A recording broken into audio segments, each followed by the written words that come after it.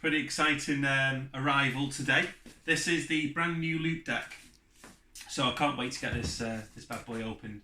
So I've been using the Loupedeck control system now for probably about 3 or 4 months, and it's one of the best systems I've used for editing work in Lightroom. I did have an old system which was a reconfiguration of your existing keyboard, and it was like hotkeys. But this is a designated kind of keyboard set. I actually feel like a bit of a DJ when I'm using this. But the packaging is beautiful. Now this is the updated version to the one that I had.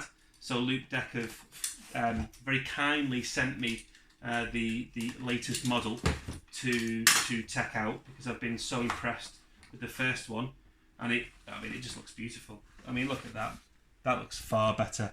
It's a lot more refined. I know that there's a few more buttons here. So these are like hotkeys. So these hotkeys, you can pre-program presets. Everything's completely, everything's here that you need to edit an image. Now, in fairness, I've got pretty used to this now for about 2 or 3 months. And I would say that I got a wedding edit down to about between 4 and 6 hours, and that's a full wedding, and that's with signature shots being edited as well.